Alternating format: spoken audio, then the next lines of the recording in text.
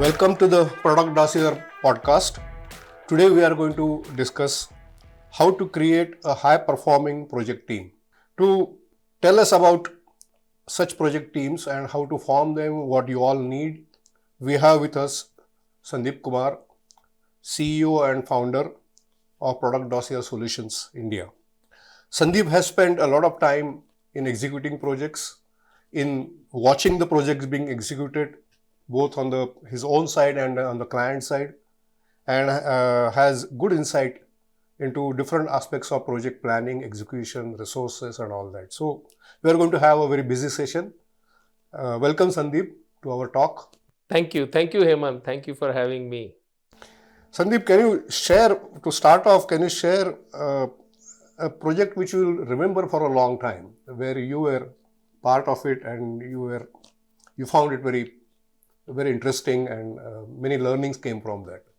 Well, I have many to talk about, and to pick one would be really very challenging. But we did a recent project with one of the customer, and there we were digitizing and automating their entire billing operations. And it's almost $1 billion in revenue that we were automating from all across the world, different countries. So that project, I think, was very challenging because, billing is a monthly process. They are doing it in a certain manner. And more challenging was to shift from way A to way B after the project. So in that sense, it was high stakes project because it was sponsored by the CFO and the management team. And there was no room for error. So I think I would rate that as a very interesting project in the recent times. Okay, so did you learn anything about the project formation of project team in that project?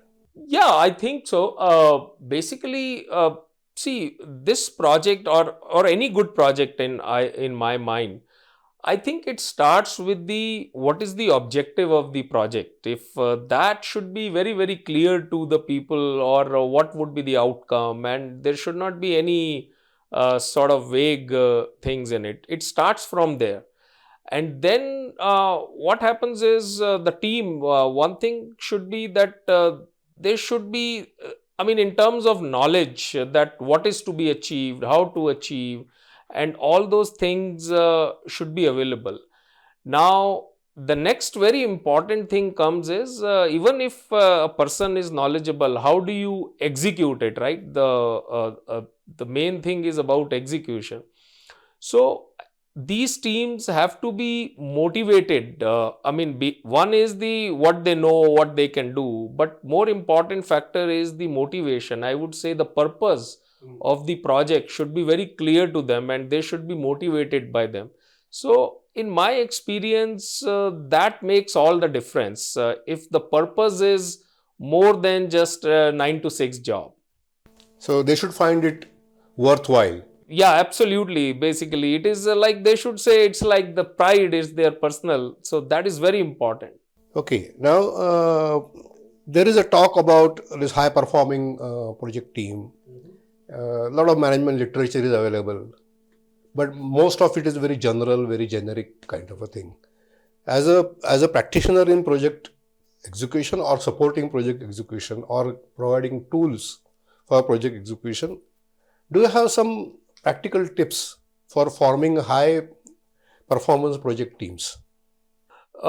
Yeah. So as I said, how do you form a high performance project team? First, the purpose, it has to be there. That is number one. And the second thing is they should have the right skill sets, because what kind of skills you need. And in my opinion, so it should not be like if I want to do something in financials and the person coming on board has no knowledge of financials, because not that the person cannot learn, but the project time is very limited. So, there should be a generic sort of matching of the skills. So that is number two. And the number three is again, once they are clear on the purpose, we also have to be very clear on what each one of them are going to do. Their role in the project should be very clear. And if possible, if you can quantify, most of the time what happens, I tell you are the project manager, but I don't go beyond that what I mean, what is the expectation from each one of them.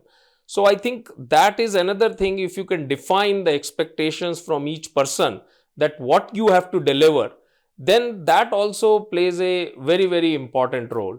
And then, the fourth thing about this is how our team formation, because there should be a lot of positivity. Everybody should respect the other person. So these are some of the common things we should do in the project. It should not be seen as, a project of one person. It should be seen as a project of a team, and then everybody has a role to play in it, and based on, what their skill sets are. But if we say that each role is very important, if one person fails, it will become a reason for failure of the whole team. So I think that those are some softer aspects which are very much required to build this high performance team. And I think the last one is, what is the organization doing in terms of tools, technologies, and all those things, which will help them to think of the next level of the problems they can anticipate and find solutions. So that is also very, very important. So I would come to there is a belief that project work is equated with mainly a last ditch heroic effort. I mean, people also take a lot of pride. I did this project, we stayed 3 nights and days continuously and then made it work at the last minute. Is this the way projects are done always? Or should they be done like this? Is it inevitable to have last ditch heroic efforts?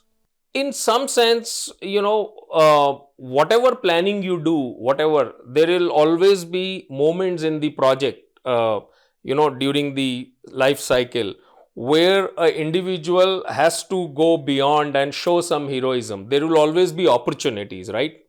So, so there is nothing wrong in it, and that is the right way, because that's how you grow. The heroism you are showing in one project then becomes your skill for the next project. So some of it, but what is the ratio now? It's about 80-20 principle, right? If your 80% is the process, then each individual has the energy, has the freshness to do that 20% heroism like work, right?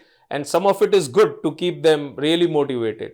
But imagine if it changes the other way around, where it's a 80% heroism and 20% processes, then there is a lot of, burn down, and people are not able to then perform. So I would say a little bit of heroism is actually good. That keeps everybody motivated. It's like my moment, so to say. You have mentioned 2 important points. One is the project planning has to be good enough so that 80% is process driven, is in a very planned way. And there is a certain need last minute, or sometimes when you're caught by surprise, you need some extra efforts or heroic efforts. So that is one part. Second part you mentioned earlier is about heroic effort of one project becomes process for the next project. We'll return to this point. This is a very important point. But before that, let me ask you a question about project planning itself. Does a project planning go a long way in making the performance of the team much better? I would say absolutely, because project planning is which sets the baseline, right? Without a plan, you cannot go there. So that is my basis of moving forward. And the more granular, and also what I have seen is there are 2 kinds of people and nothing in between. One is who don't do any planning. Everything is in head, and they are like, they say always I will have a heroism attitude. And the other one is who do such detailed planning and so much in advance that they realize that it is failing on day one itself, right? So I think we need to have a balance, that I don't want to go with the zero plan, but like people talk of agile, right? So I would want to use the agile. So there should be planning, no questions about it. but how much to plan, when to plan, and how much agile I am, how much flexible that I can see 4 weeks very clearly. So I will define a plan 4 weeks, very detailed plan, but over the breadth of the project, I will have a high level plan which I will put details as I go there. So that sort of a common sense approach, I would say, is very much required. But plan keeps us sane. It reduces my risk because I am always thinking what can go wrong. So absolutely, there is no question about planning. In your practice, how often have you seen project planning given importance, the rigor that is needed to plan the project? Even if you want to plan detailed planning for 4 weeks and then broader planning, even that requires certain attention to detail, some certain rigor, or even shout out kind of things. That means somebody has to question the plan. Is that thing done rigorously, or people generally there is a tendency to jump into the project? The project has come, let's jump into it. Yeah, I would say the tendency is to do that, once the project has started, you maybe build the Gantt chart on day one, but then nobody really cares. I mean, then it is more issue-based governance and all those things. And only the key dates are put visibility to. And this is, I know most of the time we do that. But I think more focus on planning, as I said, maybe not too long in the future, that is always going to help you. Today I see the practice is a little bit less and people should do more about it. And in that connection, you mentioned about de-risking. Yeah. So that de-risking should also get a play in planning process. Yeah, absolutely. This is like, for example, sometimes, when you are planning, you have assumed something will happen, but then there is a festival period or there are a lot of leaves, people are going to go. So those are the things I think, I'm just giving one example. And also what happens is, it's like a preparation, right? When you have thought about everything, what can go wrong, and then you have put it in form of a plan, you yourself are more confident, you as an individual and as a team, that look, you have done the hard work, you have thought about it, and it's like if you have prepared, if you have done your homework, you are more confident in the classroom next day. Now let's talk about this learning from previous project. How does it happen? How should it happen? There is basically learning from, that is what I would say, very low hanging sort of fruit. But we seldom care about it. We do the same things in the next project. And so because in organizations, there is no culture of learning from the project. When I close a project, there is no formal way that what are the learnings. There is a meeting of the team that what was your learning, can you tell? And then, even if there is a meeting and there is a discussion what we learned, there is no formal way to put back into the process, and that just remains a half an hour. If the project is successful, people talk about their heroism and all, people put claps, but there is a lot of learning in that, because you don't want that heroism to come again and again on the same points. Yes. On the different points, yes. So one is to capture that learning, and the even more important thing is, how do you put back into the processes in whatever tools, technologies you are using. So I don't see that practice being followed very rigorously. Then what happens, what may be happening is the hero in one project becomes hero in another project. The heroism remains with him or her all the time, and he becomes a bigger and bigger hero. Absolutely. That's not good for the project. That's not good for the organization. And eventually, if he becomes a project manager, you have a hero as a project manager, then I think it is a very bad thing. Yeah. And then the belief is developed that, project can only be done with heroes. Yes. And the processes then takes a back seat. So, as I said, we have to make hero, but 80-20 principle. Very well. Now let's come to you mentioned about the right skill sets and all those, which is basically talent, is general term for that. So can you describe the talent in the context of high performing project? Can you throw some light on that? It is like this. How do you define talent? There is one definition is, if you are from a great school or college, then you are very talented. But I see as an individual, if you have the basic ability, common sense, thinking ability, etc., you can nurture that talent. So absolutely, one is person who is a born talent. I mean, he can do whatever. So those are but 10% of the people. uh, 10-15% of the people, whatever you do, they will not be able to perform. But there is a majority, 60-70%, who are ordinary people, but they can do extraordinary outcomes, right? Depending upon how we treat them, what we do with them. So I would say, what we have to do is we have to have the right processes, right training, and the right tools in which we are helping them to think of the next level, in which the tools and processes are helping them to think of what can go wrong, what they can do better. So I think it's the responsibility of the organization to make that 60-70% who are not maybe seem to born talent, how do they become talented? That's a very important point. And do you think there is a technology can help in supporting this process of making the 60-70% perform better? Absolutely. In fact, I feel technology and so technology can definitely, in fact, I feel it is perhaps the only way in which you can develop this talent at mass. Given that you have hundreds and Hundred, thousands of yeah. people, So how does it start basically? In my mind, it starts with culture building. If there is a culture of project management, if there is a culture of planning, if there is a culture of reviews, that lessons learned and all those things, right? Then everybody watches what the other people are doing and they quickly pick up. And if there are today, like for example, we are working with a company, so there were about 1,000 people, out of them 100 project managers and all. So that company was struggling with the RevRec and all those things because people didn't know what is RevRec, what is their responsibility.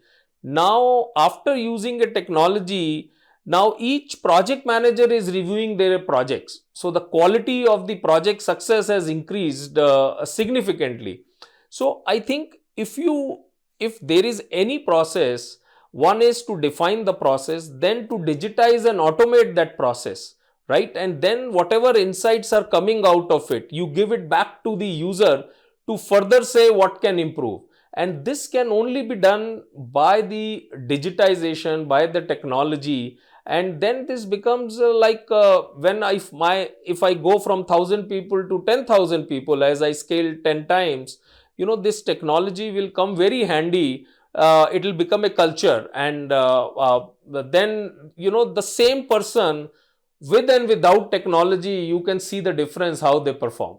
okay, now that's a very important point, and Sandeep, thanks a lot for touching upon this important subject of forming high performance project teams. And we have an example in Chandrayaan landing, such a big project, massive project where there is no room for failure.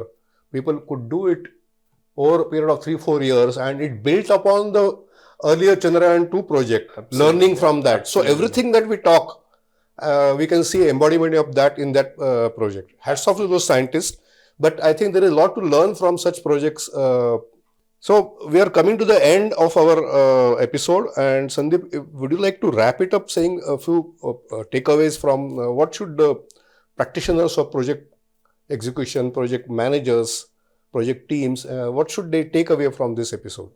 No, absolutely. So, I agree with, by the way, with the Chandrayaan example. And if you see the project manager of Chandrayaan 3, he not only thanked the Chandrayaan 3 project team, he specifically mentioned that, Chandrayaan 2 team, which has actually helped him. Today, he may be the successful project manager, but, the project Chandrayaan 2 was very helpful.